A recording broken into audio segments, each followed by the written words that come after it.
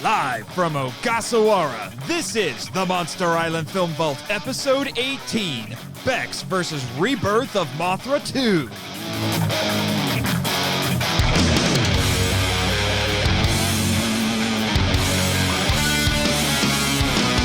Hello, kaiju lovers, and welcome to the Monster Island Film Vault, a podcast seeking entertainment and enlightenment through tokusatsu. I am your host, the craptastic curator of the vault, Nathan Marchand.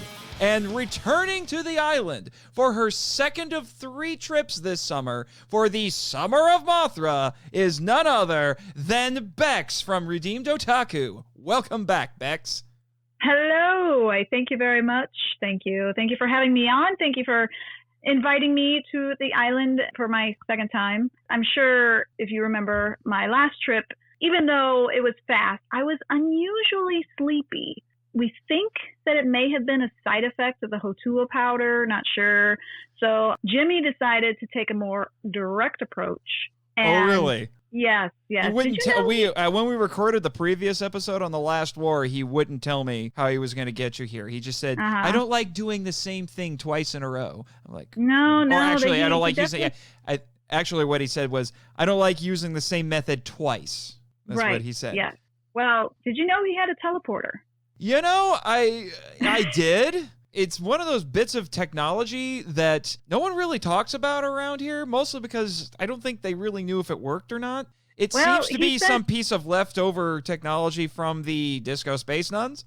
Yeah, that might have been one of the words he said, because he said alien tech, blah, blah, blah, words I couldn't pronounce. So who knows? My husband was a little skeptical of me going through a teleporter, especially given Jimmy's flirtatious manners. But considering Jimmy hasn't lost a guest host yet, I went along with it.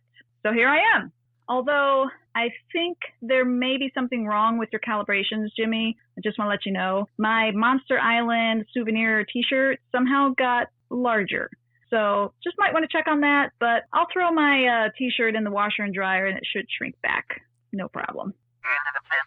You're 100% sure it was the shirt, right? You are absolutely sure. I mean, I've seen almost every episode of Star Trek, man. I know there are transporter accidents. You are sure. Okay, man, if you insist. Although, you might want to do a little bit more testing on the thing before you use it again. Moving on. So, like I said, you are back today to continue the Summer of Mothra. Today, we're going to be talking about the sequel to Rebirth of Mothra II from 1997. And boy, I had said last time that you were in for a treat, sort of? Yeah. Maybe? But This movie is very special. It is very special. Yeah, we'll get into it when we get to that, when we get into the next segment. But yeah, well, not the next segment. It'll be segment number 2. I forgot. Right. I need to fulfill my contractual obligations and read Jimmy's entertaining info dump. So we'll get to that first. Then we will discuss the film. And then we will get into today's Toku topic, which is marine pollution. Are you ready, Bex? I'm ready.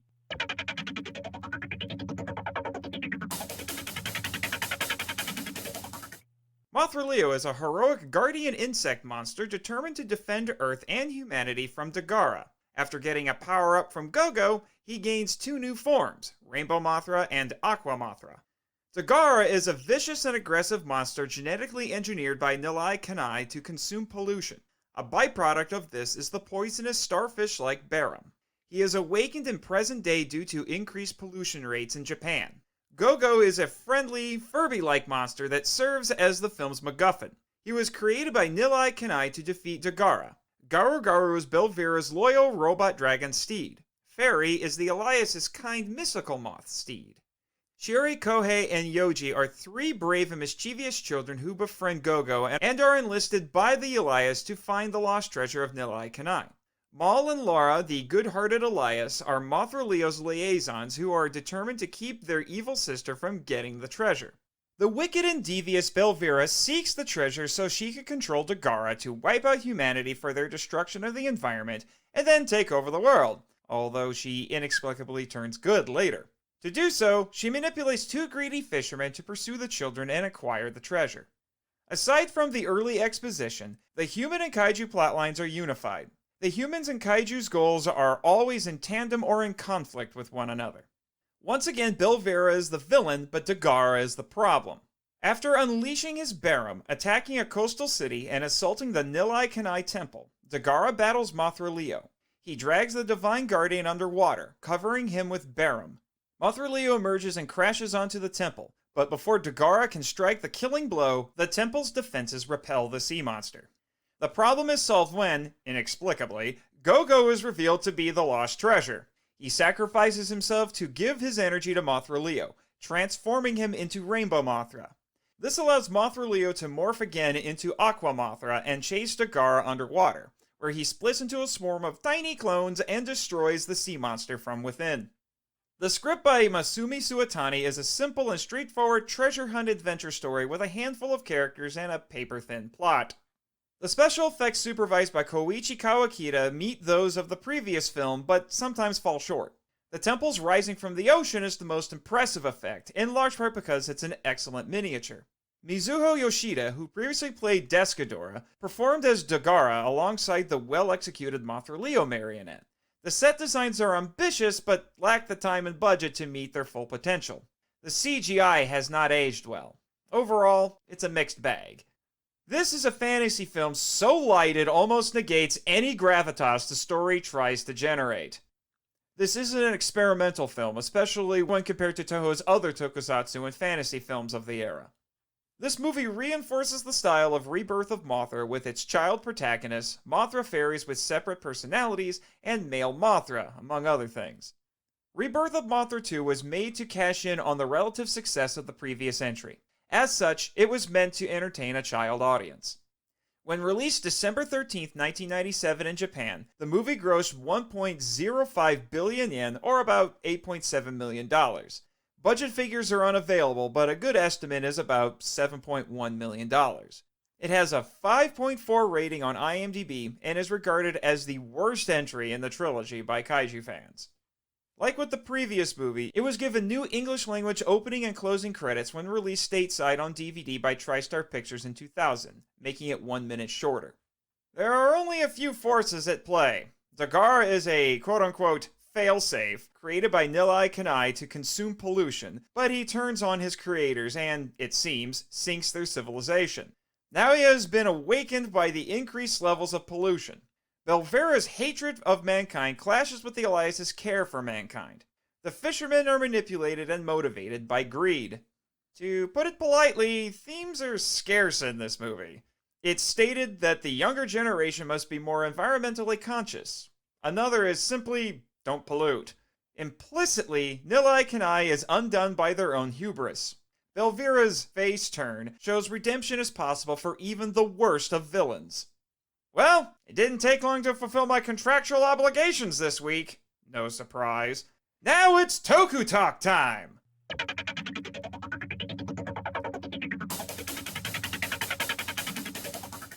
That's out of the way. Let's get into this. You said this was a special movie. Special. Very special. Yes, yeah. Special. Yeah. Let me reassure you. Uh-huh. When you come back next month for Rebirth of Mothra 3, it goes up. Oh, okay. This is the valley between the two mountains. Admittedly, those mountains aren't very tall, but it's two mountains. The valley between two mountains.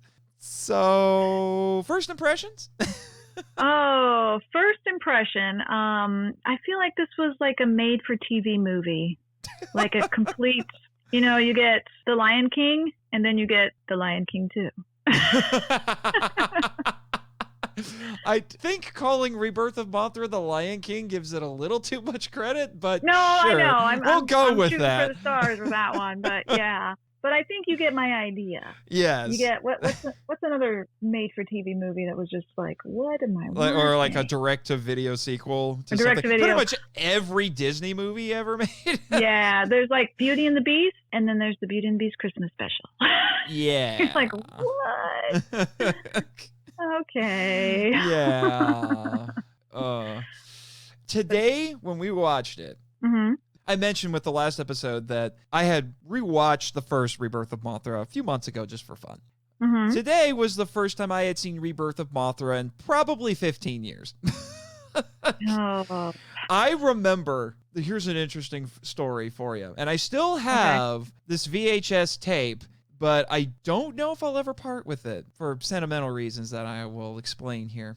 Okay. When these movies, the first two, I should say, were brought to the U.S. in the late 90s, early 2000s, somewhere around there. But I never got around to buying those. I think they were on VHS and DVD. It was just the dub versions. I never got around to getting them because I knew there were 3 of them, but I'm thinking, why isn't the last one out, and things like that. Yeah. But then a few years after that, or a year or two or something after that, sometime after that, all 3 of them were shown on the Sci-Fi Channel for some odd reason. So, being a college kid, I think I was in college at the time, with no cable, I asked my grandmother to record the 3 movies off of the Sci-Fi Channel for me so I could watch them. On VHS? On VHS. That's amazing. So, I can only imagine, because my grandmother would probably have not just hit play and let it run. She probably, I think she probably didn't understand that she didn't need to stop it.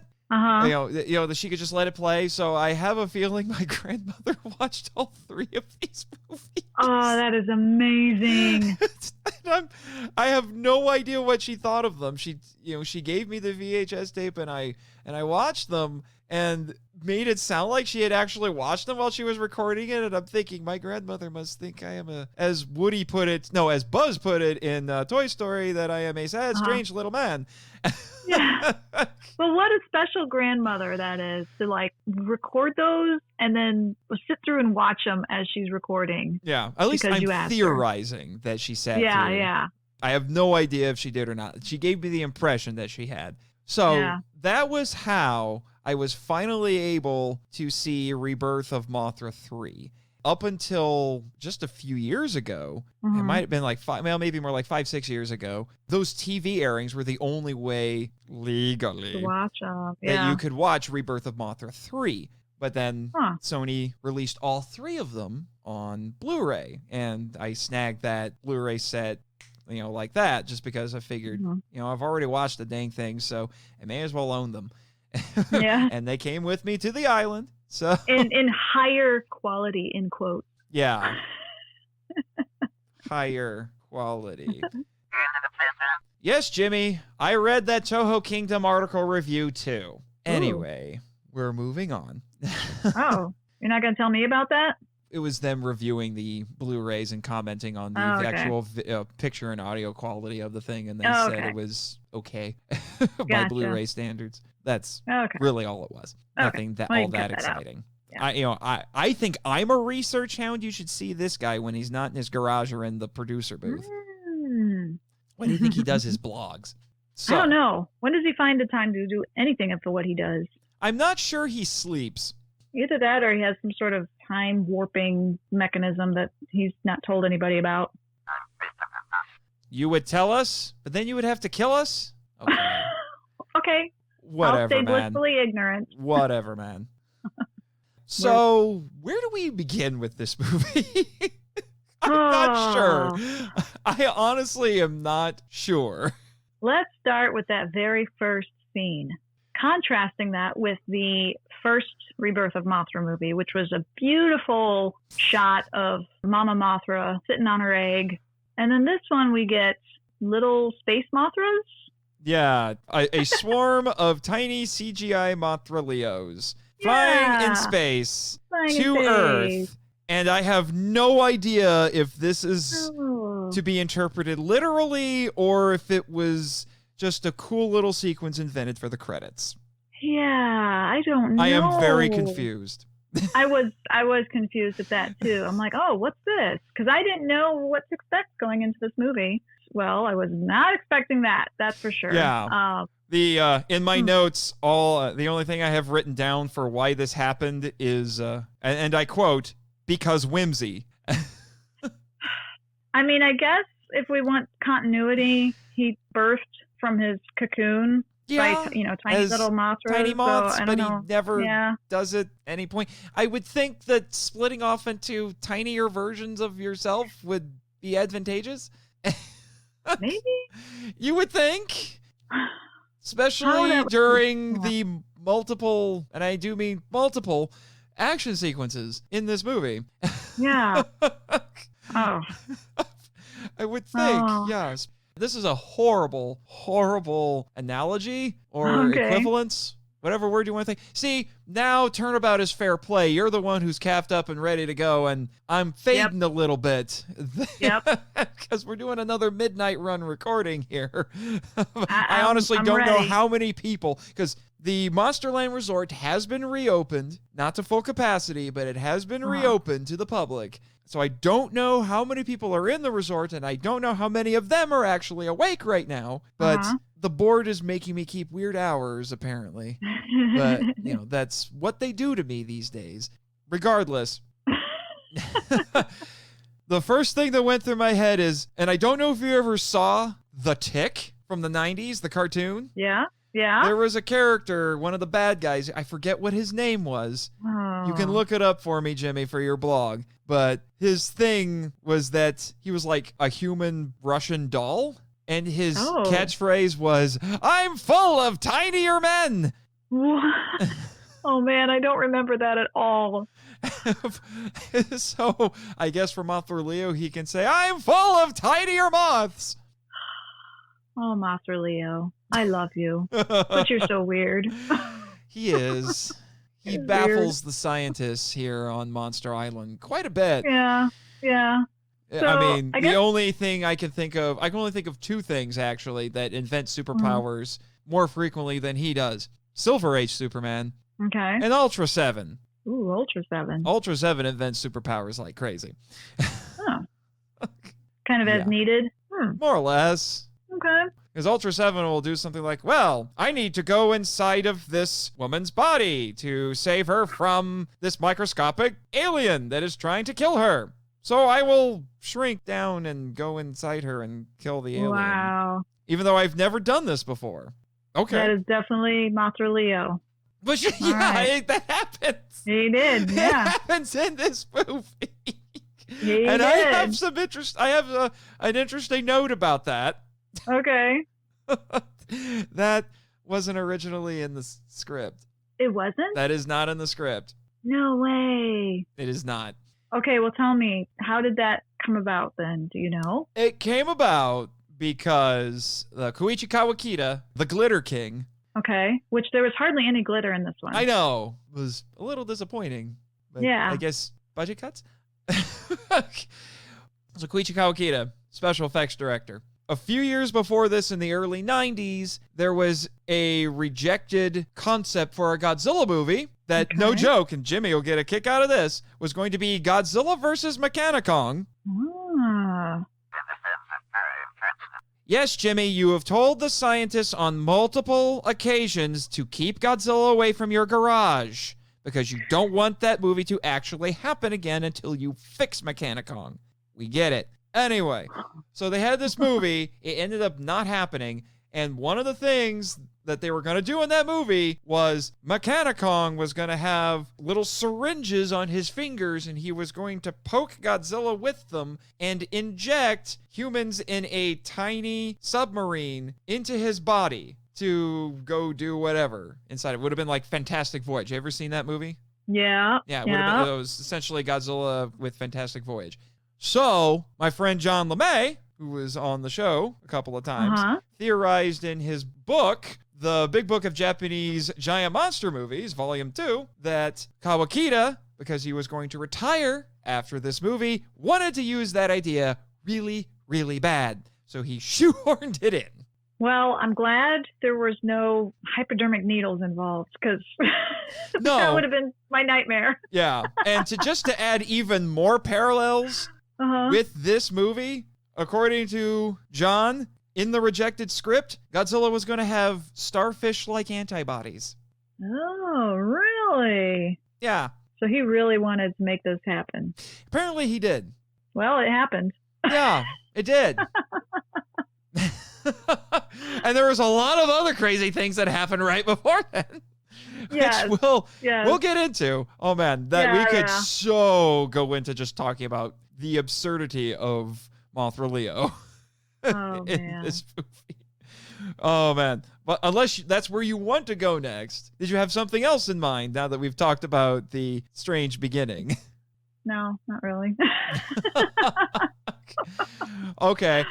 I guess we could talk about just the cinematography overall, because we kind of mentioned like there was no glitter. It definitely took a nosedive, in my opinion. There was a lot of CGI, and it was heavily used, and it wasn't very good. It's not. It's not good. It's not. It's bad mid-90s CGI. Yeah. The Japanese at this point hadn't quite figured out how to use CGI, mostly because pretty much every Japanese movie studio just didn't have the money to make it look as good as an American production. Jurassic Park, this is not. Yeah, that's Which is interesting. Which is interesting. I should have mentioned this in the intro. I'm actually very glad that you have been coming to the island as much as you have, because our competition is Jurassic Park, and I know you love Jurassic Park. I do. Been a big fan for many, many years. Yeah.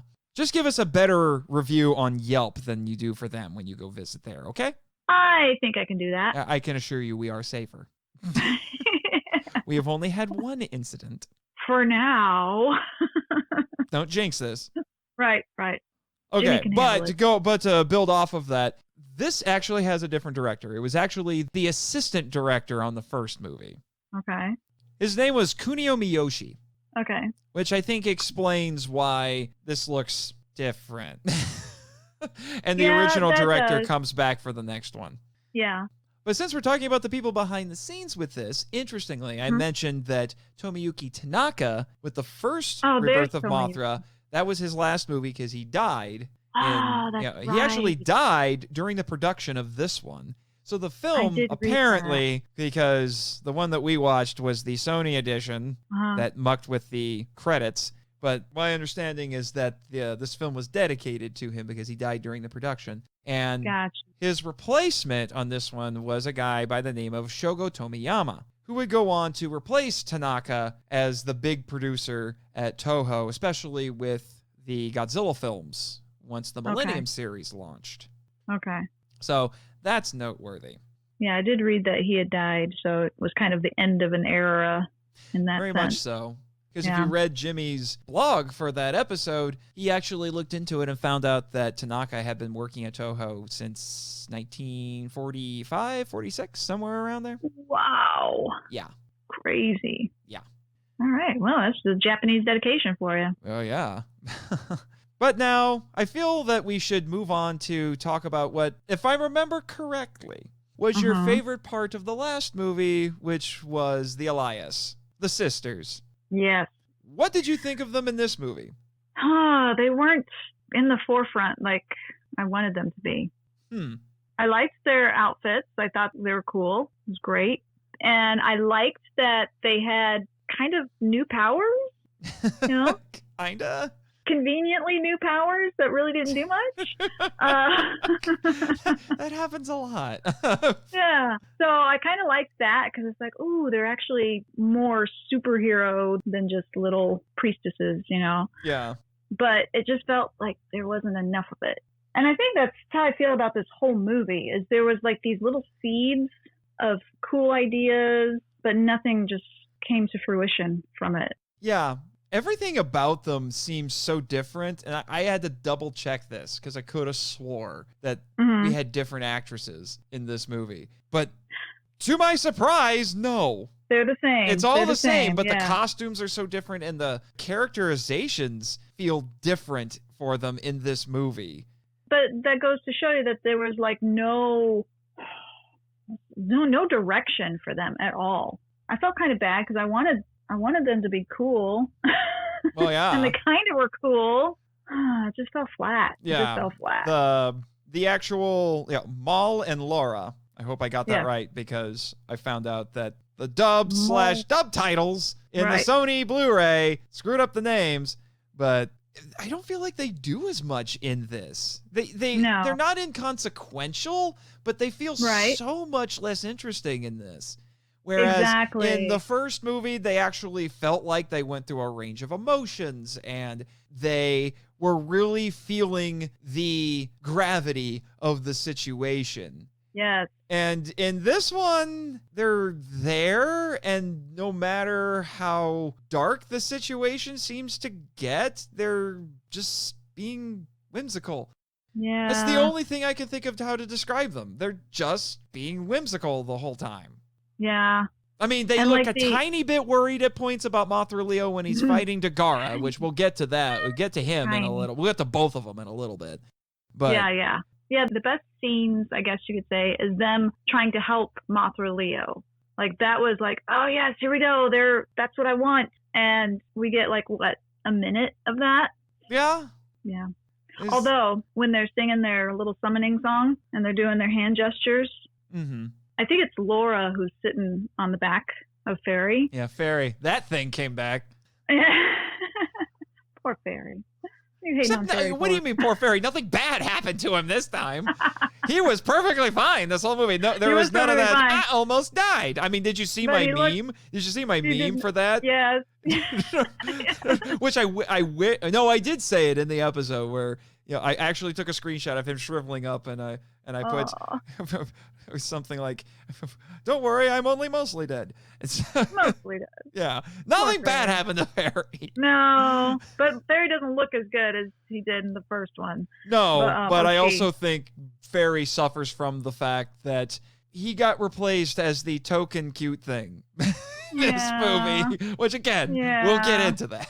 Yeah, we'll get into that. Well, yeah. So Laura and Maul are singing to Mothra and doing their little hand gestures. At one point, Laura is rubbing her belly. And I swear, I missed this part, apparently. It's the whole pat your head, rub your belly, summon Mothra song and dance.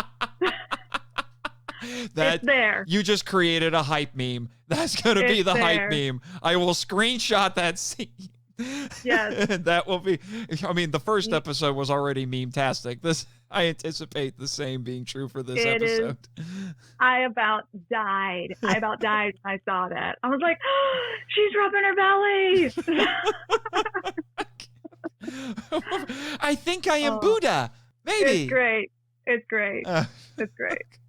Considering we were talking about Mothra's connections to Buddhism, that I guess that would make sense in the last episode. Yeah. But if that's all you need to do to summon Mothra is just rub your belly and pat your head, I got you guys covered. It's big kaiju comes attack. Have you been practicing the Mothra song on your, since last time? Are you going to wander out after we're done and see if you can try it yourself? I may or may not be able to do it at this point in time, but you will find out soon enough. So, yeah. Oh, baby. I have never seen anyone other than the Shobijin summon Mothra, so this will be interesting, to say the least. Yep. The scientists have even tried recording the Shobijin singing the song and playing it on the speakers that are all over the island, and she just ignores us. Obviously, you got to have the gestures. I mean, that goes along with it. You can't just play the music and the song. Jimmy's in total agreement with you. Mm-hmm. You just got another no prize. What the heck? Thank you, Jimmy. He's really generous with these no prizes when you're around. The heck? Uh-huh. Okay. What about Belvera, though? Belvera, man, what a letdown. I wanted so much more from her. She had a revamped Garu with new wings and didn't even get any characterization from him whatsoever. Garu in this was weird. Like I said, it's been too long since I've seen it. I know we were talking about how we were surprised to find out that he was a robot. And this one, they don't hide it. He looks definitely like a Terminator version of his former self. He's got exposed gears and everything all over the place. So much so that I kept thinking to myself, I hope if someone does a fan dub of this that they make him sound like Arnold. Well, yeah, I'm Garu. What do you want me to do, Belvera? You can do it. Yes. I will shoot my death rays, even though they can be stopped by shoes. You can. Yeah. But it makes sense, though, because he was kind of, trashed in the first movie. So she had to fix him up with her little tiny wrenches and, I don't know, little parts that she Belvera clearly lacks Jimmy's know-how with technology. Obviously. He could have fixed Garu a whole heck of a lot better than that. But I don't think Jimmy would have been particularly fond of doing work for Rita Repulsa's cousin. Well, she As didn't I do joked. any she didn't do any mind control tricks this time. Actually, I thought she did, because to continue the Power Ranger connections, she had a Vulcan skull in this one. True. Those two morons. And I kept trying to figure out the whole time, are they being mind controlled or did she just make them do stuff? I got the impression it was mind control, because when she first meets them, it sounds like she's doing her little pseudo Jedi mind trick thing, like in the first movie. And once again, I'm thinking, why don't you do this more often? That's funny, because I didn't think that at all. I thought, she's just forcing them or bullying them into working for her. And obviously they were after treasure. They wanted the little fuzzball gremlin thing. Again, we'll talk about him later. Yeah, we'll talk about him. We'll get to him later. Oh. Yeah, so I kind of got the impression that they weren't being mind controlled. Perhaps I should check those scenes in the movie again just to make sure. No. Or Jimmy should. That's what Jimmy should do. You should check those scenes again just to make sure. But yeah, that was the impression I got. That's funny. If not, those guys are a whole other level of evil, because child abuse.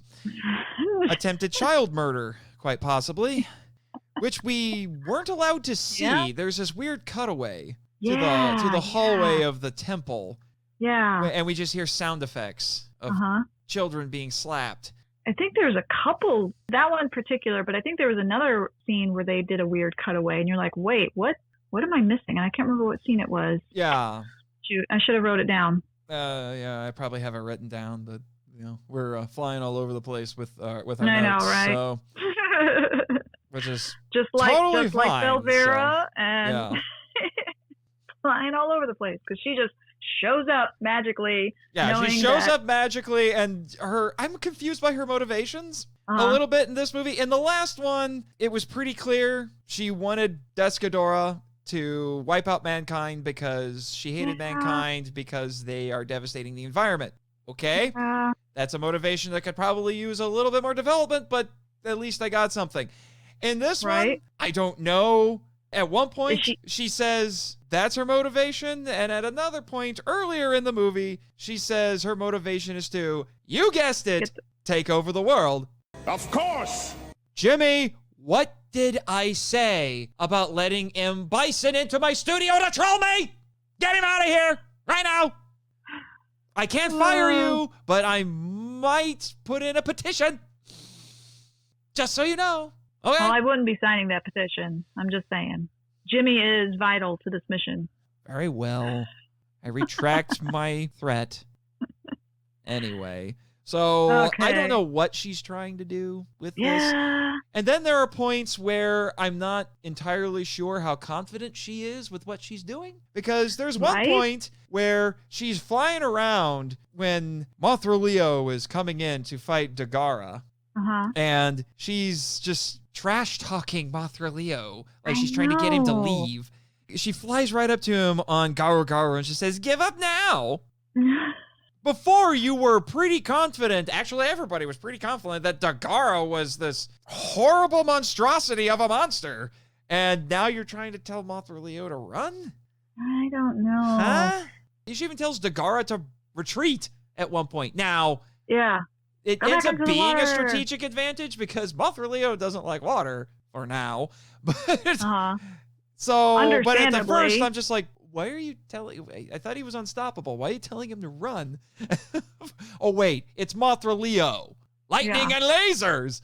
Lightning and lasers. That's right, buddy. Lightning So and lasers. she's all over the place. And then the icing on the cake for all of this confusion with Belvera is she has a face turn, to use the pro wrestling term. She inexplicably switches sides before the end of the movie. I was confused. So it's like, it's sure. Shyamalan twist.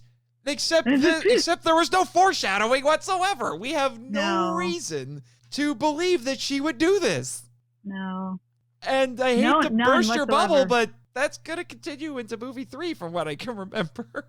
Huh. So she's so complex. She's a complex character. Yeah, except she has complexity that comes out of nowhere. To use the $5 theological term, her complexity has come into being ex nihilo. Oh, ex nihilo. Very nice. I went to a private Christian university. Yeah. I know these things. And you went to Bible college, so you know these things. Yep. Means out of nothing. Yeah. She confuses me. Yeah, she was all over the place, but not in a good way. I didn't get like the close-up face shots of her and her comical expressions and, you know, her mean. She and then, didn't even there's have nothing. as much evil laughter in this either. No. Like there was one shot when she's mind controlling or talking the goons into working for her that I was like, there she is. And then that was it. I'm like, I don't get any more Belvera. So, yeah.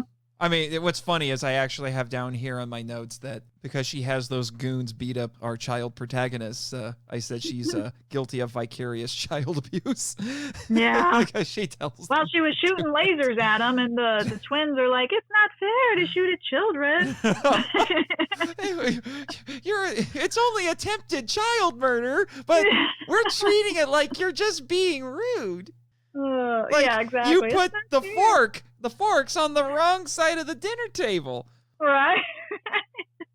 I was just, what? Oh, yes. Oh. Since we're talking about the children, let's talk about the children. Sure, let's talk about the children. Our three main characters. Mm-hmm. Shiori, Kyohei, and Yoji? Yoji. Yay. Yeah, or as I put them down in my notes, Token Girl and Token Fat Kid and Token Nerd. Third. Yeah, this is like a bad 90s version of the Goonies. Yeah. Although it was funny because the first scene that we have, it's them in school, right? Is that the first scene with them? Yes, I'm pretty sure. In school? Okay. I kind of know what's going to happen because the nerdy kid, I think that's Kyohei, gives the caterpillar to Yoji, and Yoji's got it on a pencil and he's sneaking it up to Shiori. Oh my gosh. And I'm like, oh, she's going to flip it and it's scene. going to go flying and it's going to hit the teacher in the face because, you know, you see the No, not the face, right down the front of her shirt. And I about died. It's like because it landed in her cleavage or because she screamed? Oh, all of it. The whole thing. It was like, well done. Well done. You can't see this, listeners, but I am shrugging very, very hard because I have no frame of reference for this because I am not a woman. So I have never had to deal with this problem. And I'm afraid to ask you, Bex, if you have any experience with this problem. It has. We keep things PG around here. Okay, yeah. Let's just say that it can occur in real life. It can occur. Yeah, it's a common comedic trope that you find in anime. So I was like, very, very good. Very good. You've endeared me to this show or to this movie in a very half-perverted way. You did that to one of your teachers as a kid? You fiend. Oh, Jimmy. I believe it. You worry me. I believe it. You worry me. There are policies that you might violate if you try that again, my good sir. Just keep that in mind. Yeah, you can only get it. You can only do that once and when you're a kid. You can't do that any other time. Yeah. Nope. Yeah. So, much like with the first movie, we rush along our development for these kids. I'm not 100% sure if we get more or less with them before the adventure starts, but things involving the adventure happen very quickly, just like with the first one. Yeah. And I, again, found myself wishing that we had gotten a little bit more of their normal lives. Yeah, just for sure. to have a little bit more of a contrast, because as soon as Fairy and the Elias and Belvera and Japanese Furby and all of this stuff starts happening, they accept it very quickly. Yeah. I attribute it to the innocence of children, perhaps, but I still would have liked a little bit more hesitation, I think. I mean, they still aren't quite the ridiculously precocious children of Gamera movies, Showa Gamera movies, but still. Yeah, those poor kids, especially Shiori. She was just like a blank slate. She was so bland. Other than the fact that she was, not only was she the token girl, she was also apparently our token minority, because I think she's supposed to be Polynesian. Oh, really? Yeah, because she's not Japanese. And I think they even say she's not. I think she says she's. Oh, I think she either says she's Polynesian or that she's from the islands. Okay. And you can tell because she has a different skin complexion than the boys. Yeah. I guess I missed among that. other things. But yeah. Huh. So I one of the things I like to do is look up the actors and just what they've gone on to do, especially child actors. And the actress that played Shiori actually has done a lot of work since then. Like she's got. And it's a lot of Japanese stuff, so I don't know how successful she is in that context. But she did play Sayu Yagami in the live-action Death Note. And the she's Japanese done some film? Yes, the Japanese. Okay. The Netflix version is unforgivable. No. So, yes.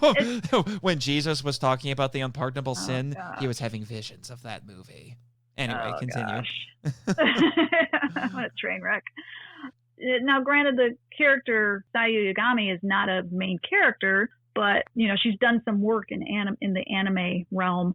She's also done some voice work in one of the One Piece movies, and also the most recent movie, Mary and the Witch's Flower, which is streaming on Amazon Prime. So wow. I thought that was interesting. Yeah. You have something to watch when you get back to Indiana. Yep, exactly. And I've been keeping my eye on the Mary and the Witch's Flower. I just haven't sat down to watch it yet. So, yeah. I would love to see pictures of these kids now. Be interesting. Yeah, like she's really pretty. I was going to say, I have a feeling, because I have a cousin who married a Polynesian man, and her children are beautiful. Yeah, she is gorgeous. And like I said, she has quite an extensive filmography, so she's successful in that sense, where she's doing current stuff, Where the other kids, there's no picture of them on IMDb. They didn't really do much after that, maybe one or two more things, but then that was it. Yeah, so Shiori, good on you. You played a terrible character, but you made it work for the rest of your career. There are worse ways to start. I'm just saying. Yeah. Yep. Oh. I don't know if I owe her an apology if she's listening to this or not. Oh, well, she probably herself would be like, yeah, that was terrible. Probably. Oh, man. So I'm thinking, you know what? Let's go to the monsters, because that's the next most important thing. I have some very funny notes about some of the set design in this movie. Okay. But let's talk about the big draw. Okay. We've already talked about Garo, so we got him out of the way. We talked all that we need to about Fairy. Yeah. So, what are you thinking? Our choices are Mothra Leo, Dagara, or Japanese Furby?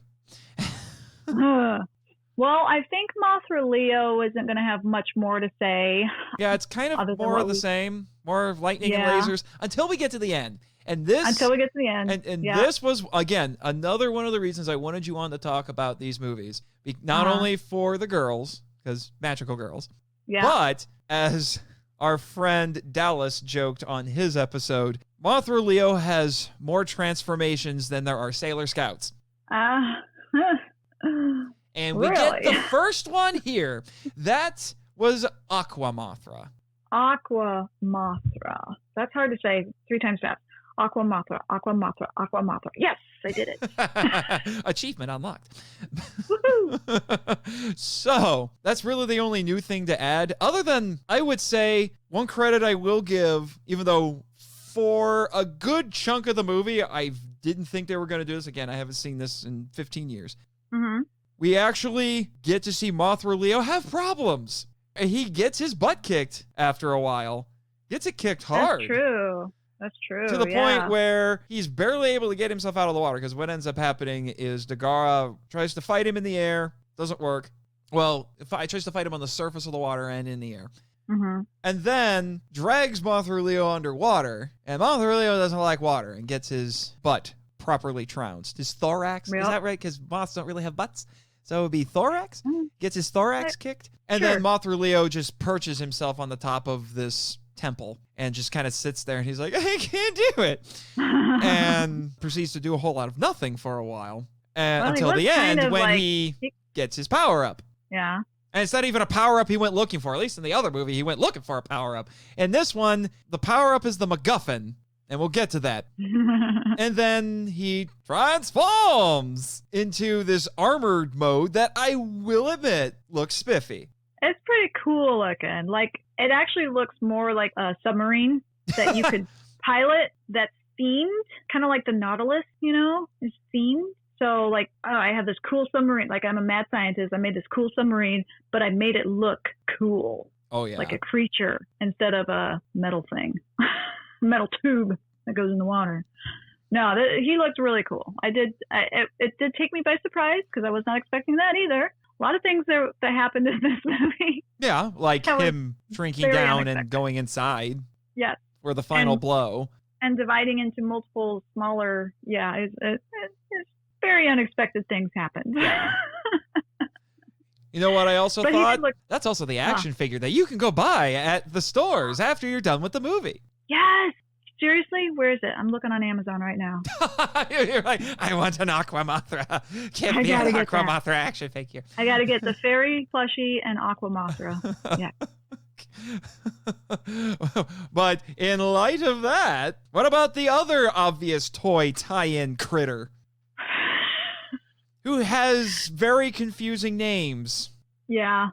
This was interesting because while we were watching the movie, you were already trying to do a little bit of research, and because we have dub titles on the version that we were watching, apparently in the dub, because it was made in Hong Kong, they misheard what the Japanese characters named this thing, that I've jokingly called Japanese Furby. They thought its name was Gorgo. So you're looking things up, and you look at me while you're researching it, and you said, "Hey, do you know about this movie?" And I said, "Oh, Gorgo from Great Britain in the early '60s? Yeah, I've seen it." It's like, "Oh, I was looking stuff up on the critter, and that was the first thing that came up." I'm like, that has nothing to do with it. Nothing. Because in Japanese, the thing's name is Gogo. As in the boots. The thing that's confusing is I've seen 2 different spellings of that. Wow. I've seen G-O-G-O, like the boots. And I've also seen, as I looked it up for you after we were done, I said, this is what his name is. And it was spelled G-H-O-G-O. Oh. Huh. You can't see it, listeners, but I am throwing my hands up because I just give up. Yep. Gorgo. We have Gorgo, Gorgo, Gogo, whichever name you prefer. Yep. The token cute thing that supplants Fairy. But was it really cute? Was it? Come on. I thought it was hideous. Yeah, I'm going with no. This thing, like I said, I don't remember exactly when Furbies were the thing. It was around sometime in the 90s, like the mid to late 90s. It was in the 90s, yeah. Yeah, so it was a 90s thing. So I'm thinking someone at Toho, their creature designer, saw that thing and thought, hey, we need a cutesy little furry critter in this movie. So let's make it look like that, except we'll give it weirdo bird talons and the more hair than a poodle. And gold rings on its tail that are there for no reason. Other than to kind of give some of the characters motivation. Yeah. Because they think, hey, we can get gold from the thing. And, it jumps around and it's like, oh, look at me. I'm flipping around. Isn't this whimsical? Oh, this is so great, isn't it? Oh. But nothing can prepare you, listeners. No. As it couldn't, and I intentionally didn't tell you about this, Bex, because I wanted to see the look on your face. Nothing can prepare you for Gogo's magic pee. Magic pee. Magic healing pee. It was so awful. There's a wonderful message to send to the kids, right? Skin your knee, have your pet pee on it. Oh my goodness. Because that's exactly what happens. After the first bout of adventures, Token's fat kid gets his knee hurt. He skins his knee or something. After the sisters have a much shorter rematch dogfight. Right. In the woods. So it's a little less interesting, but thank God it was shorter. But yeah. And then this thing just out of nowhere pees a gallon out of its tiny self. Oh, it did. It was a lot. That's funny. I mean, we're not talking like a little trickle. We're talking like garden hose. No, yeah. And it was a lot. Yeah, and his knee is magically healed. It's healed. So the only thing I could figure, because the legend says, says that if you get stung by a jellyfish, you're supposed to pee on the thing, to stop it. I do remember this now. So I don't know if pee better than what we think it is. I'm gonna take a wild guess and say, how about no? No, like the Bugs Bunny. No. No, more like Dr. Evil. How about no? And then and they don't even just do it once. They do it twice. No. That was the first time was foreshadowing. And the second time, you get the dude's viewpoint of this pee coming down on top of you. That's what makes it more horrifying. Because it was one of the moron minions after he stupidly decides not to jump when everybody else did, and he gets burned half to death. Yeah.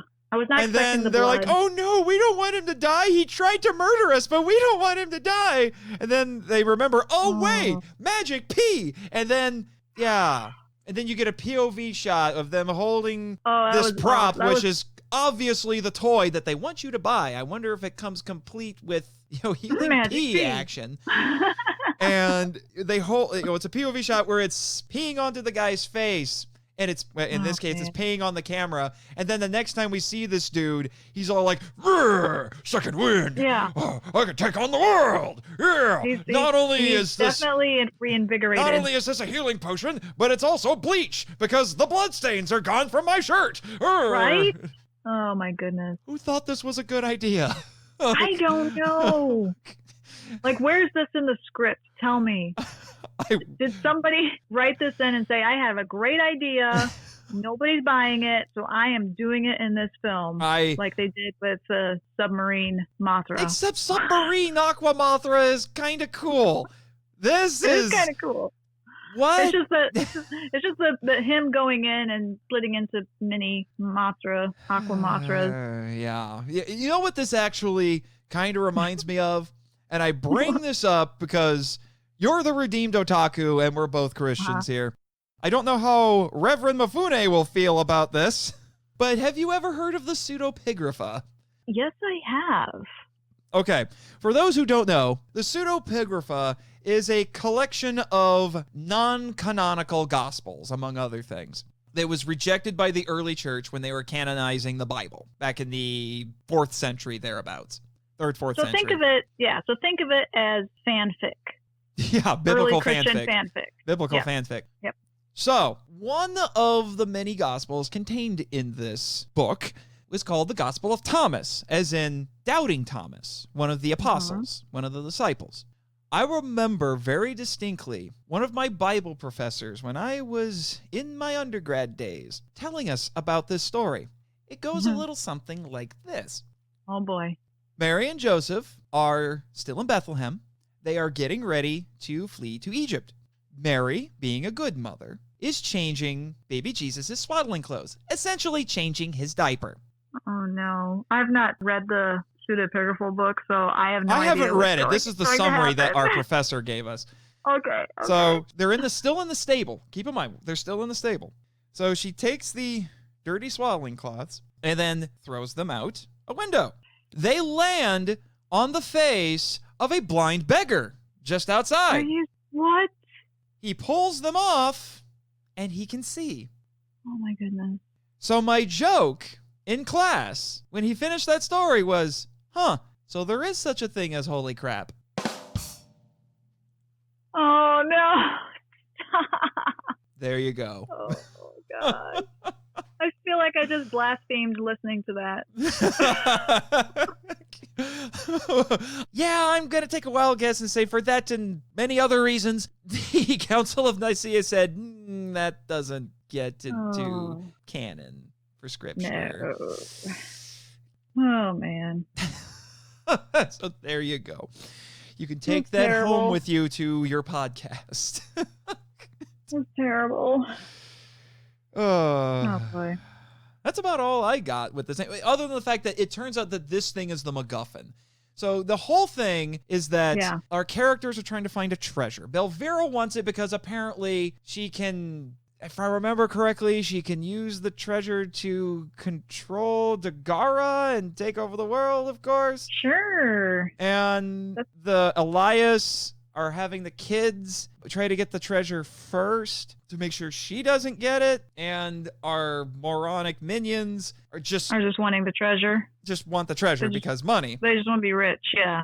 Yeah, but it's kept kind of nebulous.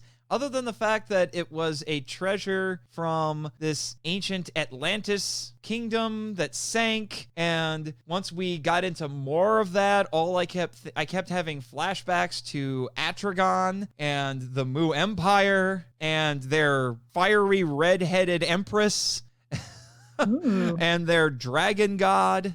Ooh. And all I kept thinking was, where's Jinguchi and the Gotengo when you need him? Jimmy, I don't care if you knew where he was at the time of this movie. Of course he knows. Stop buzz-killing my joke.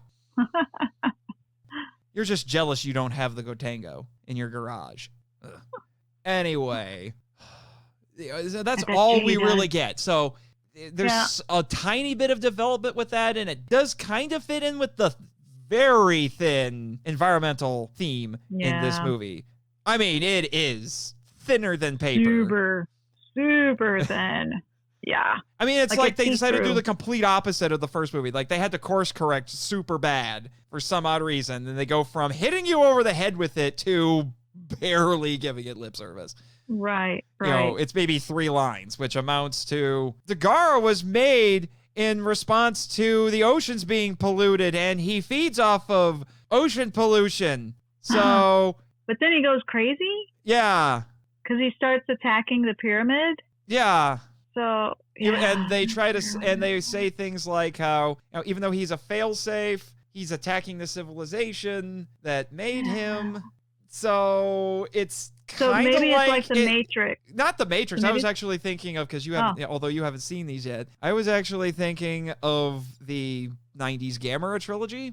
Because they do something similar where it was literally Atlantis, and they genetically engineered these monsters called Gauss, and they overran the kingdom. So then they made Gamera to deal with it, but it was too late. So it plays upon human hubris. You barely get that. It's maybe 2 lines of dialogue in this. Maybe 3. I'll cut him a little slack. Maybe, 2 lines of exposition and then our holographic Japanese Leia at the end of the movie. Princess Hologram. Yeah, Princess Hologram. She has a name, but Princess Hologram. Her name is Princess Yuna. Oh. Which isn't that the name of a Final Fantasy character? I'm pretty sure that's a Final Fantasy X character.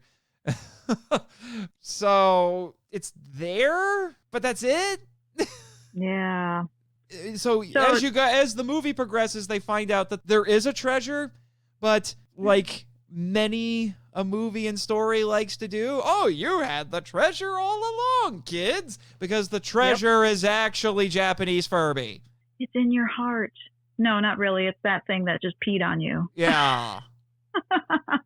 Oh, okay. So thanks. Gogo Boots is the key to controlling a very mean-looking monster and taking over the world, and also giving Mothra Leo his power-up.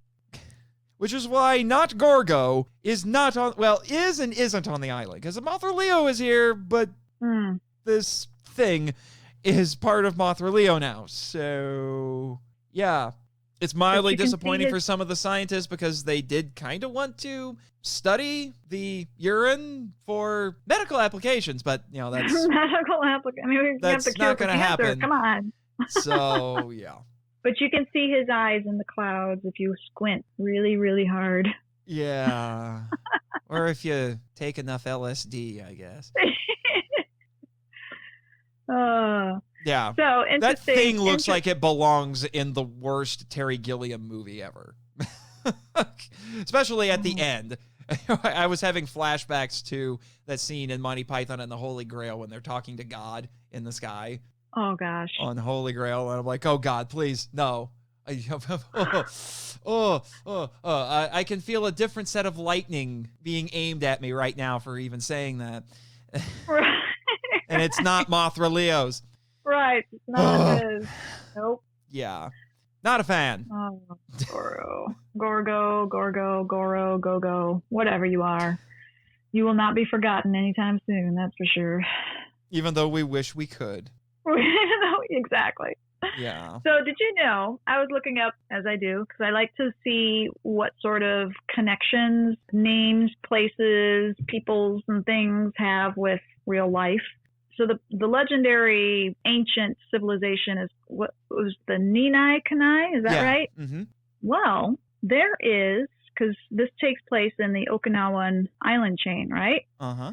The indigenous belief system of the Ryukyu Islands, which would include Okinawa, the indigenous belief system, the Ryukyun religion, there is a place called Nirai Kanai, which is the dwelling place of the gods, according to this religion. So, yeah, they were actually kind of drawing on local legend when they made this movie, which is a little surprised I didn't come across that back in my Kaiju Vision Radio days, because I did a bunch of research on the Ryukyu religion for one of our episodes, the one on Godzilla versus Mechagodzilla 1974. Okay. Yeah, I'll put a link to that episode in the show notes for you listeners. It's actually one of my favorite episodes. Excellent. Yeah, I'll go back and listen to it. I didn't do a lot of reading into it because, you can rabbit hole so far to where you just lose. I have fallen down many a wiki holes, let me tell you. You forget where you came from. So yeah.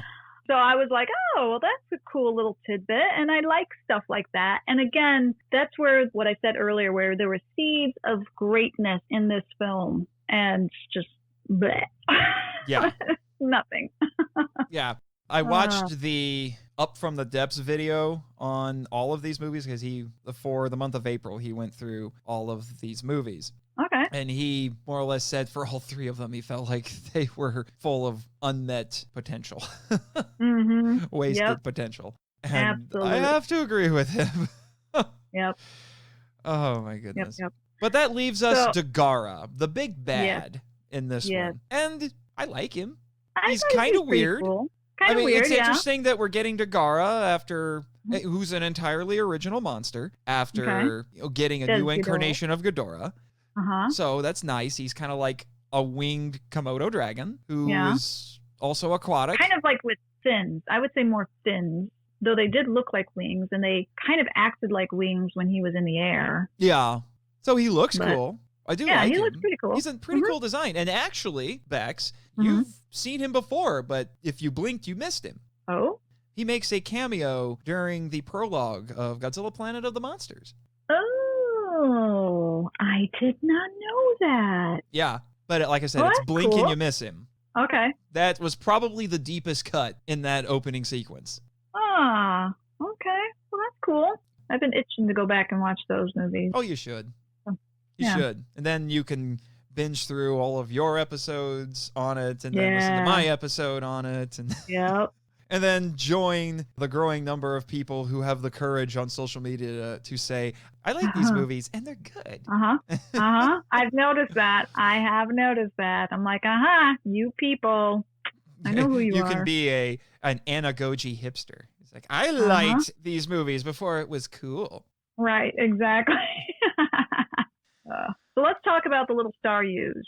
The star use. The Barum. Yes. Oh, if Staryu was a real creature, that is how I would imagine. And frightening. Very frightening. Yeah, I will say the first scene when we get a hint of these things is actually pretty effective. Yeah. And actually works within the themes that this movie is trying to have, because this fisherman makes a comment at the beginning. He's just, and when I say fisherman, I don't mean like they're on a giant fishing trawler. I mean, it's a couple of guys on a small boat with nets and they're not catching any. Well, all they're catching is garbage. Yep. There's one line. Garbage. And one of them makes the comment, they treat the sea just like a garbage dump. And then guess what happens? The evil Staryus jump out of the water and kill them. Yes. It was great. I was like, ooh, okay. I actually really liked the special effects of him putting his hand to his face and it like starting to acid melt, whatever you want to call it. It's actually, it's a little frightening. That's probably automatic PG rating right there. It was good. It was good. And the little Staryus kind of reminded me of the alien eggs too, and how they like opened up. I had that written down. Gosh. It was like when they open up with their mouths, we're like, that looks like the eggs for the xenomorph in Alien.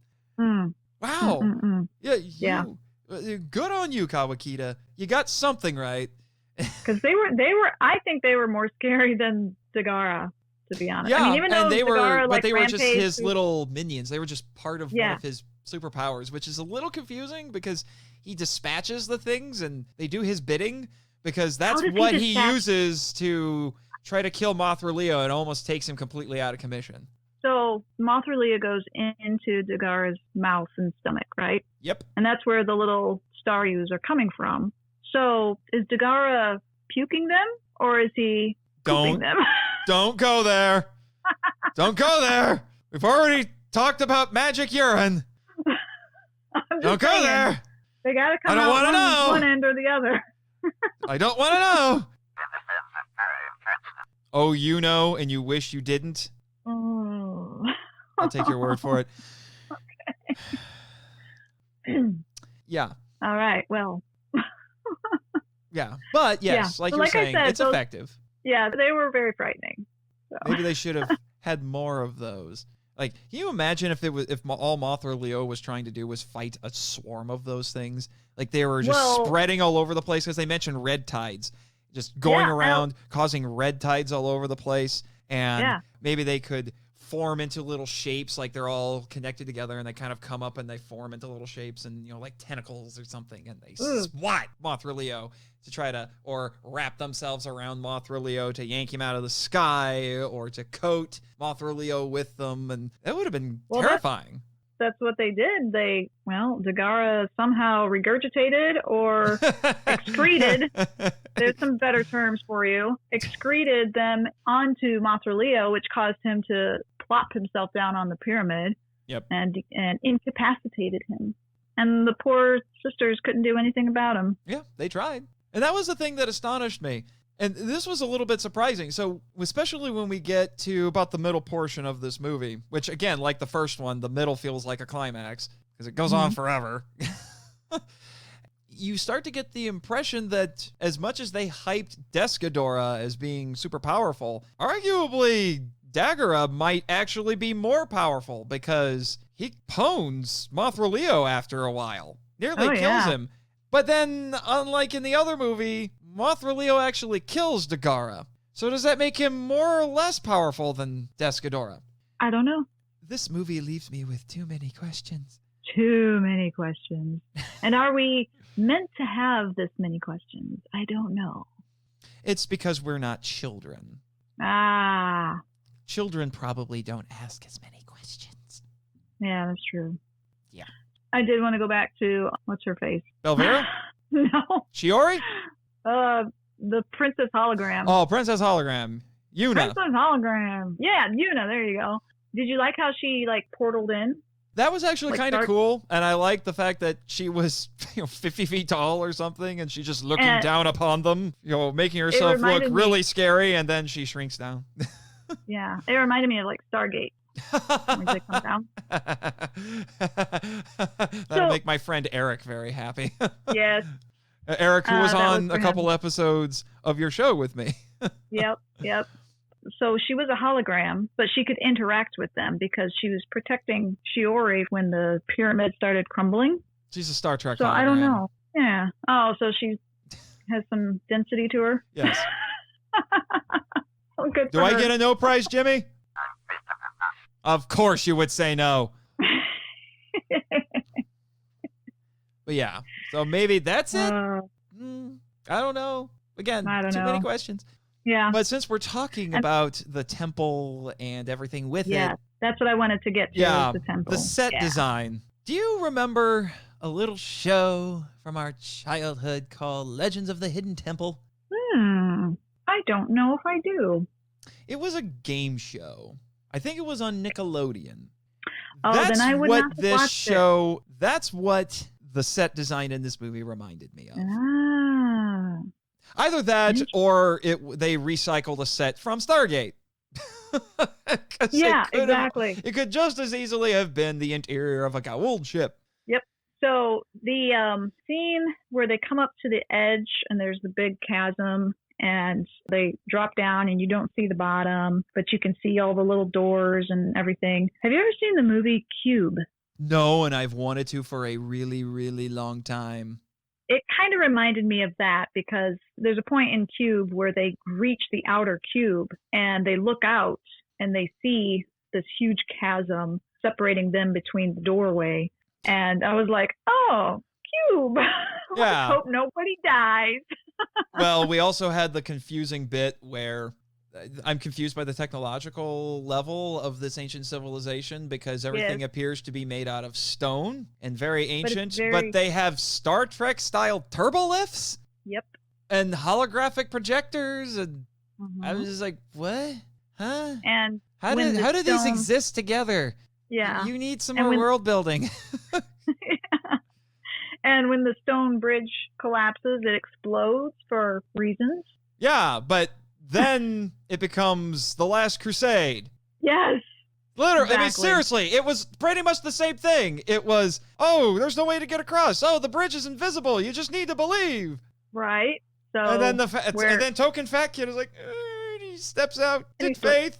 so he does the same thing, and it's like, oh, the bridge is invisible. I can stand on it because I believed. Oh, it's gonna be fine now. And I'm just like, oh my gosh.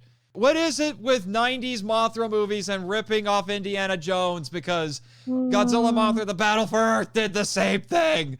Not Did the it invisible really? bridge, but they ripped off Raiders of the Lost Ark in the first scene. And I'm just, why? Wow. Wow. You gotta understand, I did not know that. I love the Indiana Jones movies, especially the first three. So I'm just like, really, guys? Really? At least they haven't ripped off the Temple of Doom scene. You know, the infamous, let me tear out your heart. Kalima, This is a kid's movie, guys. Kalima. Onam Shabai, Onam Shabai, Onam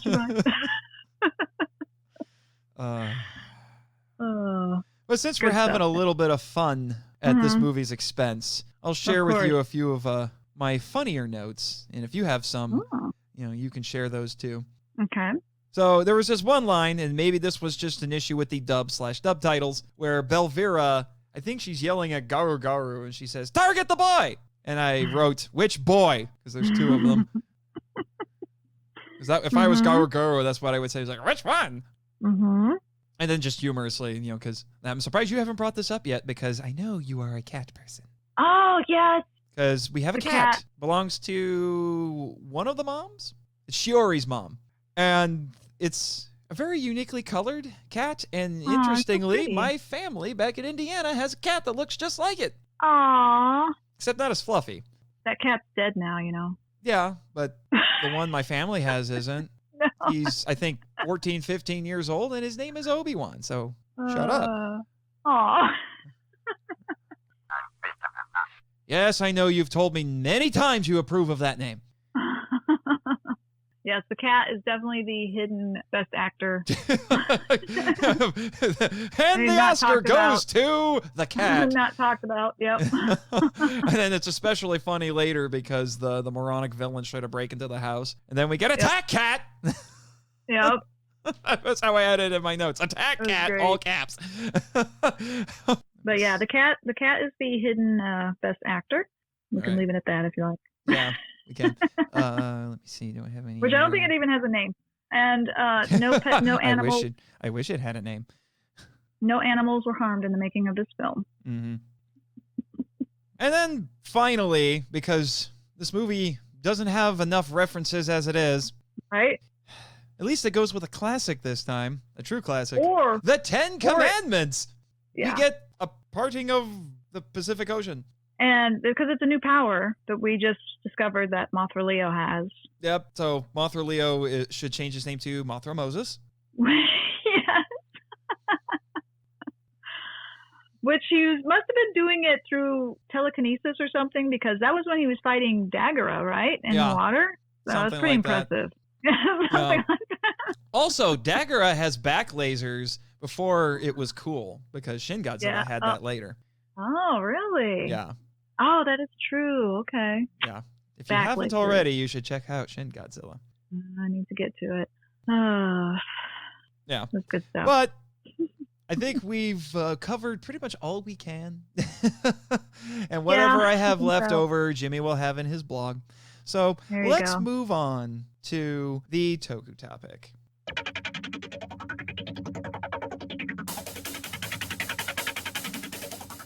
As I mentioned, this movie has, for maybe a grand total of about 20 seconds of screen time, talks about Yeah. its theme, which is water pollution bad. Yes. So, since it only gave it 20 seconds, we're going to give it hopefully 20 minutes.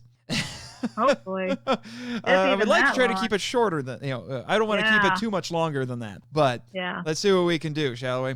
Okay. Do it. So, in my researching, I found out that the more proper technical term for such things is actually marine pollution. Okay. Because, marine water. Right. Specifically, I had oceanic. oceans. Oh, you had Yeah, oceanic. Ooh. Just as oceanic pollution is what I wrote, but That sounds a little more impressive, to be honest. well, there Especially you go. since the first thing that comes to my mind when I hear marine is not ocean, it's U.S. military. Semper Fi. Semper Fi. But marine pollution, the best definition I found came from Wikipedia that said, marine pollution occurs when harmful effects result from the entry into the ocean of chemicals, particles, industrial, agricultural, and residential waste, noise. That's interesting. Apparently, you can have noise pollution in the ocean, Yeah. or the spread That's weird. of invasive organisms. Boom. Yeah, right. Star use. Yes. Now, there are Yeah. multiple sources for these things. I'm going to try to keep this focused on the sorts of things that we see in the movie, which is trash. Mm-hmm. And I mean, they talk about trash, not that the movie is trash, though that Well. may have been an unintended meaning. Right. But, it can come from sources, they call them non-point sources like agricultural runoff, windblown debris, even dust. And this can be aggravated by physical phenomena like the biological effects of long-mere circulation, nutrient pollution. There's also such a thing as nutrient pollution, which is excessive inputs of nutrients. So apparently, too much of a good thing can kill you. Interesting, yeah. Before we started broadcasting, this was a term that you said that you came across. It said that, I think this is referring to nutrient pollution, it is a primary cause of eutrophication of surface water. Can you tell us a little bit more about that? So from what I saw, it was basically an overgrowth of algae. And it's going to be concentrated in closed bodies of water, so not necessarily open bodies like the ocean, but think more like lakes and ponds where the overgrowth of algae is basically choking out any other life. Yeah, which I think there is something kind of like that. I came across this a few times, and this is a term I had heard several times before I did this research, but red tide, which is also about algal buildup, which is something that's referenced in this movie. Yeah. So this has been a concern for a very long time. In fact, there were several United Nations conventions on the law of the sea in the 1950s that addressed this. However, apparently back then, most scientists thought the ocean was so vast that it had unlimited ability to dilute the pollution and render it harmless. So I guess this once again brings up the hubris of man. The hubris of humanity, because, we talked about that a little bit with the last movie. Yeah. This is very common with environmentally minded stories. It's all about the hubris of man. Look what man is doing to the environment. They are, as we were talking about in the previous episode, man is being a terrible steward of creation. Right. So you talked about how the scientists thought that the ocean was so vast that it had limitless potential to take away all their waste. Yeah, to dilute it. Dilute it, yes. Well, I came across an article about Minamata disease. Oh. Which is actually a neurological syndrome caused by severe mercury poisoning. Oh, wait, I do remember this. I thought the name sounded a little bit familiar, but continue. Sure. So it actually came about from industrial waste being dumped into the ocean and mercury accumulating in the shellfish and marine life. So then, since Japan, they depend on the sea for they are an main island food source. nation. Yep.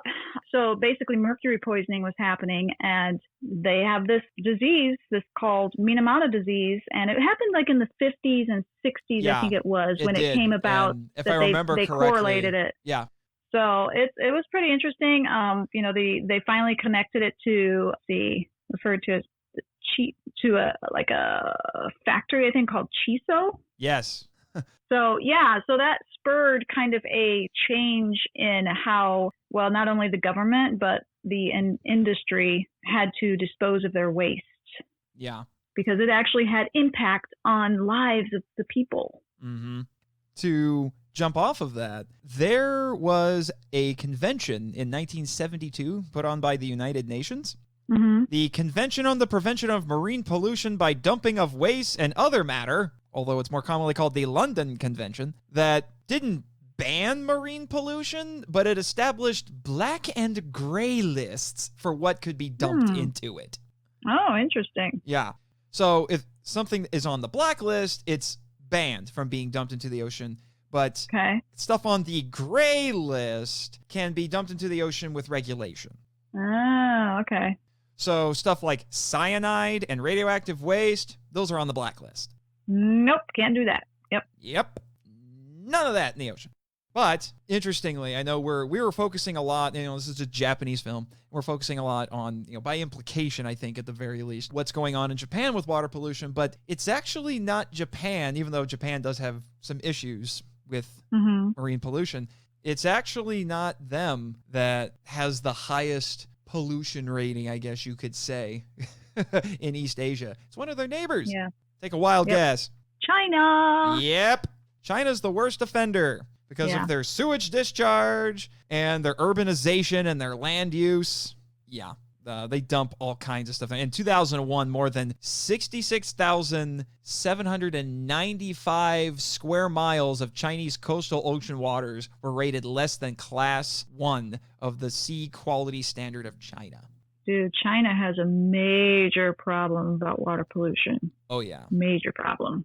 And there's a lot of other stuff here that talks about other places where the stuff can get in there. You know, it mentions it can be wind blown, you know, like with dust. Heck, I even heard that sand from deserts can get blown into the ocean and that can cause problems. Which makes me think of, you know, stuff like Indiana Dunes. Yeah. You know, over in Indiana, you know, or Michigan. Yep. Michigan has plenty of stuff like that too. My family and we took a lot of vacations up there and saw this stuff. You know, they have sand dunes over there. I'm surprised that it doesn't cause any issues for the Great Lakes, but I guess it's a little bit different. I claim ignorance on that. Yeah, I don't know either. Oh, good for you. You know. Whatever. Oh, boy. But the big thing that we want to talk about, even though there's a lot of things we could talk about, is we're going to talk about marine debris, which is mostly discarded human. And I love, don't ask me why this word makes me laugh, but marine debris, which is defined as mainly discarded human rubbish. Rubbish. Yes, I love it. And 80% of it is plastic. Oh. And the use of plastic has been increasing a lot since World War II, which is why it has risen up to 80% at this point. Sure, yeah. This will freak you out. The massive plastic in the ocean may be as high as 100,000 tons. Wow. Oh, wait, no. Excuse me. I left out a few zeros. Okay. 100 million. Oh, even more. Oh, well, that makes all the difference in the world. Yeah. Wow. And this includes things like plastic bags, six-pack rings, cigarette butts. Oh, that's wonderful. That's why the Monsterland Resort, and heck, I think all of Monster Island is technically non-smoking. Don't tell that to some of the kaiju. Whoops. And then in other forms of plastic waste, and those can accumulate and present a lot of dangers to wildlife and fisheries. They get tangled up, they can be suffocated, some of them will eat it. Yeah. And just like we saw in this movie, fishing nets will catch a lot of it. And then you get Dagora. Yes, because Dagora, we find out, eats it. He is powered by garbage, which makes me think of the recent Kaiju Quarantine 2 event that I participated in. It was subtitled Trash Mountain.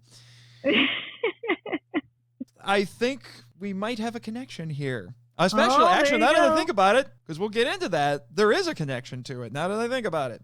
See, it might be late, but I haven't lost all of my faculties. Okay.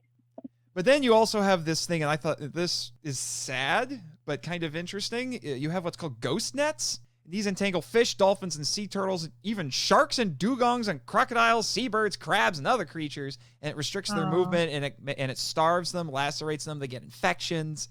Or drowns them in the case of dugongs. And they can't return to the surface to breathe. It's horrible. Absolutely horrible. Yeah. And that actually fits in with a potential secondary topic that we could have gone into, which would have been whaling. But there's one line dedicated to whaling in this movie? Hardly. As opposed to hardly. Between 3 to 5 yeah. for water pollution. Yeah. One of the articles I was reading, it says that since this movie was made in 96, was that right? 97. 97. So since the 90s, Japan has been making an effort to reduce plastic waste by enacting the law for the promotion of effective utilization of resources, which requires businesses to make better use of recycled materials and design easily recycled products. So this has been a major topic since the 90s, going into, the early 2000s as well, and into present time. So they are making headway, but I don't have any numbers for you. Yeah. That's okay. Because this is specifically talking about Japan. And like you mentioned, China is kind of the worst offender when it comes to marine pollution. Mm-hmm. So as little as Japan is, they can make big impacts on their own waste. Well, and sometimes the things that are causing damage with Japan is not their fault. This isn't trash related, but this is Japan and indirectly kaiju related, though not to this film, but the Fukushima Daiichi meltdown, 2011. Yeah. That's been leaking a lot of pollution into the ocean, a lot of it. And they're still trying to deal with that at this point. Last I checked anyway, it hasn't been completely dealt with. It's still pouring radioactive toxins into the air and ocean. Oh. The big reason why things like plastic are such an issue with the ocean is they don't biodegrade. And that's something I'm sure all of us have heard. We've witnessed ourselves. Yes. Now, interestingly, plastics can photodegrade. Have you heard that term? Ooh, no, I haven't. Yeah, photodegrade, they break down because of exposure to the sun. Oh, well, that makes sense. And it dries them out. Okay. Interestingly, only water can inhibit this process. Oh. But these photodegraded plastics disintegrate into ever smaller pieces while remaining polymers, even down to the molecular level. And into then the air. You have stuff like zooplankton and jellyfish that eat these things. Which takes us to a thing called, and this is a growing problem with marine pollution, microplastics. I came across this in several articles. Oh. Did you? No. These are little beads of plastic less than 5 millimeters wide, and they are found in things like hand soaps, face cleansers, and other exfoliators. Oh, I know what you're talking about now. Okay. Gotcha. And when they go through a water filtration system and into the ocean, because of their small size, they are likely to escape capture by treatment screens and wastewater plants. Yeah. And they're especially dangerous to what they call filter feeders in the ocean because they can ingest these things and it'll make them sick. Wow. I did not know that. And they're difficult to clean up because of their size. Yeah. So the article I looked at said the best thing you can do is not use them. Don't use them. Yeah. So there you go. Don't use them. And then I found a thing that was about, I'll just touch on it briefly, noise pollution in the ocean. Because of increased human activity over the last couple hundred years, it has increased the background noise by many decibels in the ocean. And it does things like prevent whales from hearing each other's songs. I came across that when I was reading a Superman comic when I was going to appear on our friend Ben Avery's show, Strangers and Aliens. It was a Superman comic, and they bring that up. It was actually an important plot point, and I thought, really? Noise pollution in the ocean? I bet they made that up. Nope! Nope, it is a thing. Interesting. And the problem with trying to deal with this is that, as a lot of articles were saying, it requires, as we've already talked about briefly, it requires social and political will. They have to make a lot of changes. We're very used to our, shall I say, first world lifestyles. Yeah. We don't like giving up these things. We don't like changing our behaviors. Nope, not at all. Which is why a lot of countries in the UN, as we've been talking about, have been implementing regulatory laws to deal with this. Which I'm kind of two minds about, because I don't like government overreach, but at the same time, we do need to be good stewards of the environment. Yeah. So I get it. And speaking of those laws, one of them, a very recent one, was the Save Our Seas Act of 2018, which reauthorizes what is called the Marine Debris Act, which again, when I think of military forces and not the ocean when I hear that, to promote international action, authorize cleanup and response actions, and to increase coordination among federal agencies on the topic, end quote. I got that from the NOAA website. Have you ever heard of NOAA? Yeah, it's a meteorological organization. Okay. NOAA. It's an acronym. Obviously, trying to play off of the biblical Noah. Right. I got that. But here's the other thing. We do have an incentive, we humans do have an incentive to deal with this, particularly the microplastics. Oh, for sure. Because not only will the fish eat them and get sick, we eat the fish that have the microplastics, which is not good for us. Yeah, it's a chain. It's a chain effect. Yep. There are already other fish that eat the filter feeders, and then, that could eventually get to your dinner plates because there's always a bigger fish. Oh, calm down, Jimmy. Calm down. Calm the heck down. Okay? Cool that throbbing head I see there, okay? It's not good for your health, especially after the hangover you had at Kaiju Quarantine this weekend, okay? Take care of yourself, man. But I mentioned before that, there actually is a connection between, Kaiju Quarantine 2, because the subtitle for it was Trash Mountain. Right. There are, no joke, literal trash mountains in the ocean. Really? Yeah. They're called garbage patches. Huh. There's one in particular that's off the coast of California and Hawaii, and it is 1.6 million square kilometers, or 617,763 square miles. Oh, wow. But the size isn't fixed. It's always changing. Yeah, sure. And they come about because of what are called ocean gyres. I think that's how you say it. Those are tides, the circulatory tides. They go along the coast, and they push everything into the center, and then everything just accumulates. Gotcha. That's crazy. Yeah. I'm going to have to look up a picture of that. Does it show a picture? I do not have a picture, but I've heard that you can see them because I think some of them do grow to the point where they break the surface, so they look like trash islands. All right. I'll have to look for a picture. And then just a few more quick facts. A lot of times when we think of marine pollution, we think of oil spills. That only accounts for about 12% of the oil in our ocean, so it makes headlines, but it's not nearly as bad, in the grand scheme of things compared to other stuff. Yeah. So you remember a few years ago when we had the big pipeline in Louisiana? It was the BP oil spill. Yeah, there you go. One of their refineries, and that or the Exxon Mobil when I was growing up. I remember that one. That was a ship back in the 80s. I remember that making a lot of headlines for a while, too. Yep. In 2014, and I got this from conservation.org, in 2014, scientists counted 146 hypoxic zones, which are areas of such low oxygen concentration that animal life suffocates and dies in the world's oceans. Excuse me, that was 2004, not 2014. And by 2008, that number had jumped to 405. And then here's something horrifying for you. In 2017, in the Gulf of Mexico, oceanographers detected a dead zone that was nearly the size of New Jersey. So a little goes a long way. Yes, it does. And we were talking about plastic pollution. 80% of that plastic pollution only comes from 20 countries, including the U.S. Yeah. And by the way, I mentioned the Great Pacific Garbage Patch. Mm-hmm. It's made out of 1.8 trillion pieces of trash. And I already mentioned the numbers for how huge it was. Just to put that into perspective, it's twice the size of Texas. Oh, wow. And everything's big in Texas. I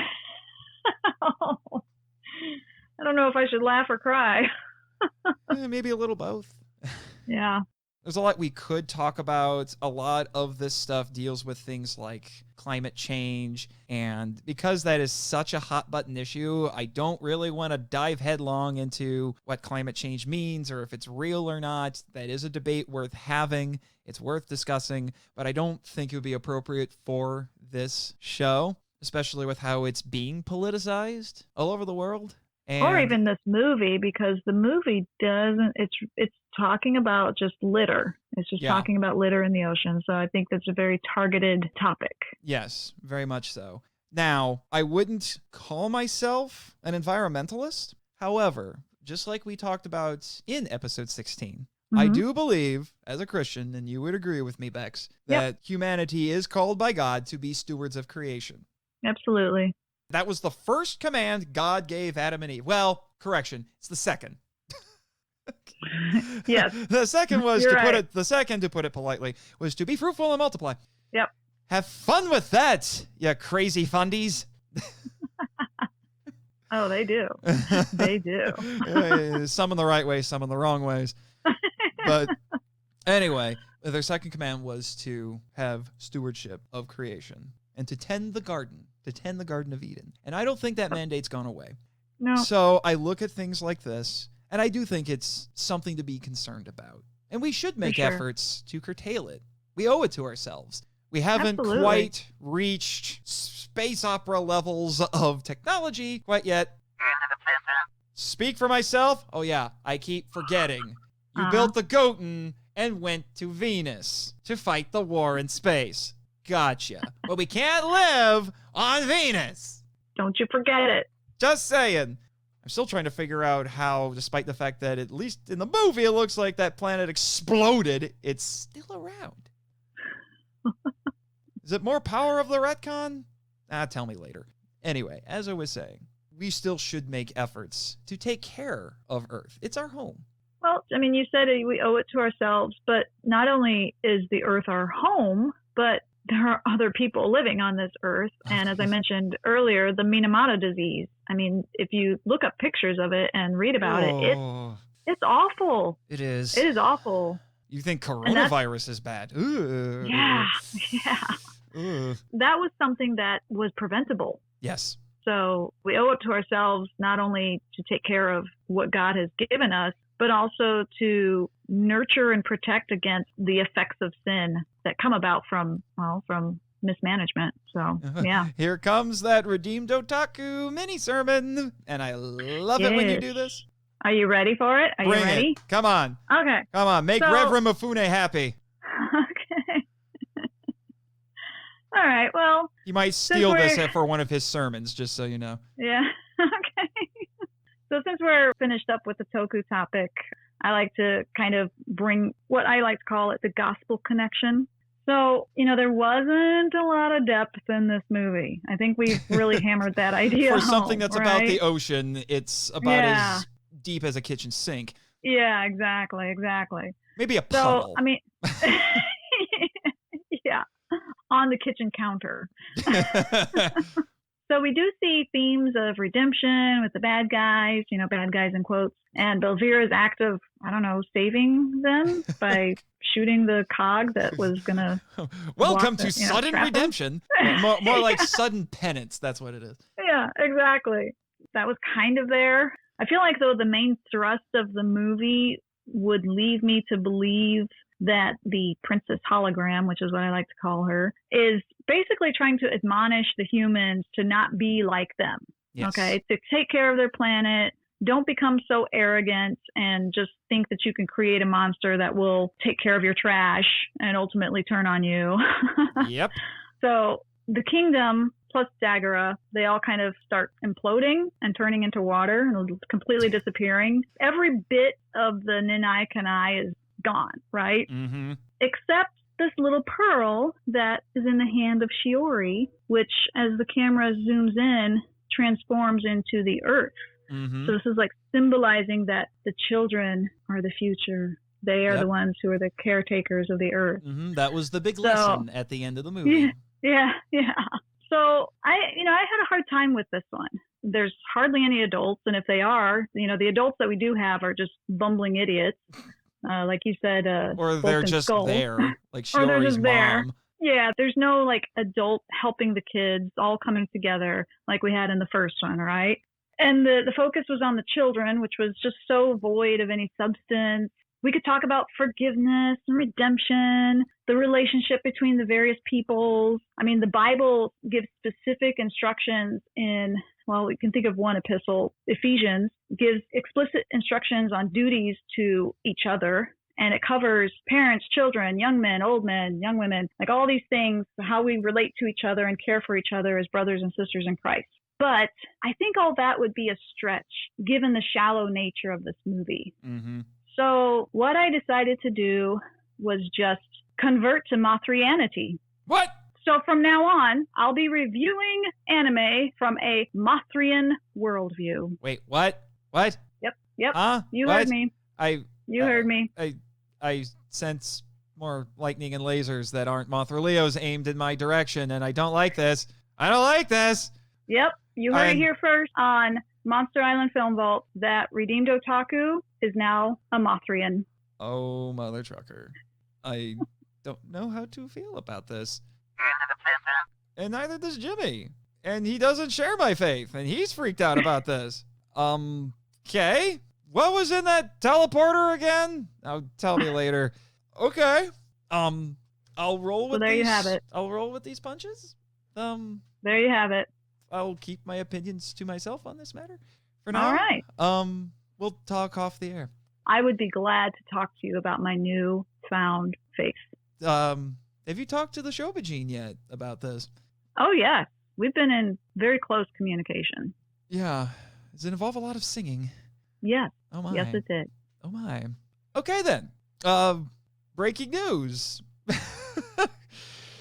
So, in light of this, I should mention that you will be returning next month for episode 20 Absolutely. And I'm so excited. Yes, to talk about Rebirth of Mothra 3, Yes. which, apparently there will be lots of Hail Mothras. Said, lots of rebirths, lots of Mothras. Yes. I'm so excited.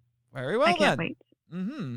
Yes. But our next episode probably won't be a mini-sode necessarily, but I am bringing on a guest. We'll be talking about the Toho classic Gorath, and I will be joined by Jack G-Man Hudgens to talk about that. And I think Jimmy will have a lot to say about that one. Yes, I know. You've told me several times that you have faced down Gorath. Just so you know, Bex, Gorath is not a monster. It is a rogue planetoid. Oh, okay. Though there is a rather stupid monster featured in that story. Anything like our Gogo?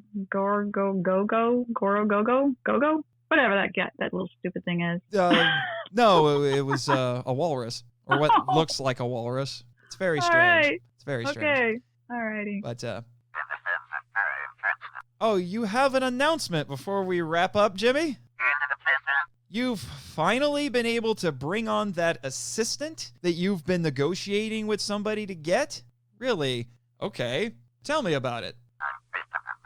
It took a little more finagling because of all of our rowdy shenanigans during Kaiju Quarantine? Well, I know one of those, shall we say, running jokes was my Frankensteinian monster. So, who is your new assistant?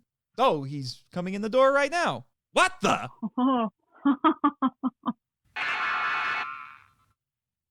You can't see this, listeners, but my jaw dropped. You're kidding me, Jimmy. I'm seeing it with my own eyes, but I can't believe it. You have Jet Jaguar himself as your assistant in your garage now? You were talking to Goro's little brother, Roxanne. No, that's the badly dubbed version. But he was in charge of the thing now because his brother retired and you got him to at least loan him to you? Why? His size-changing powers will come in handy moving parts from the Moguras into Mechanicong? Very well, then. You have fun with that. I mean, I've wanted to meet Jet Jaguar for a long time. I have a weird soft spot for the big ol' smiley bot. So, cool, man. Cool. Yeah, trademark thumbs up, Jet. Thanks. Sorry about the crotch video. Oh, did I say that out loud? I'm sorry. I'm sorry. I blame Elijah for that one.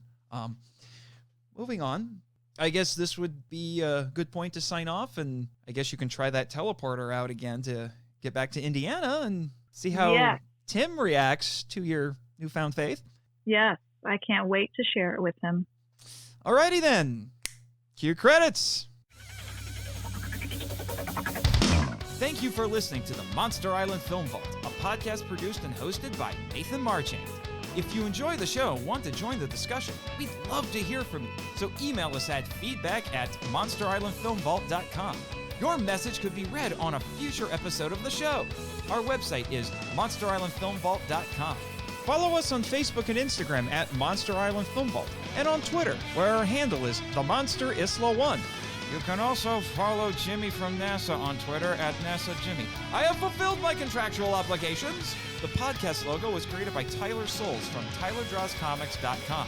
Our theme song is Wander on the Offensive, live edit by B33J, Sarax, Juan Madrano, and Nonsensical Lexus, which is a remix of Counterattack, Battle with the Colossus, and The Open Way, Battle with the Colossus by Ko Otani from the video game Shadow of the Colossus. It can be downloaded from ocremix.org. All film and audio clips belong to their respective copyright holders, and no infringement is intended or implied. The show is available on Apple Podcasts, Stitcher, YouTube, and other fine podcatchers. Please rate and review us on Apple Podcasts to spread the word about the show. You can also support MIFV on Patreon. The Monster Island Film Vault is a Moonlighting Ninjas media production. Sayonara!